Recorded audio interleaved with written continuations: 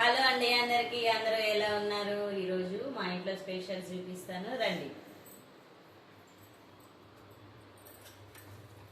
chicken fry, mutton curry, అలాగే paneer curry and chicken curry, ఇంకా వేడి వేడి సాంబార్, అలాగే రైతా,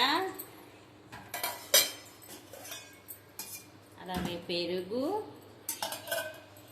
ఆనియన్స్, స్పెషల్ ఏంటి, ఇంకా వేడి వేడి బగారా అన్నం,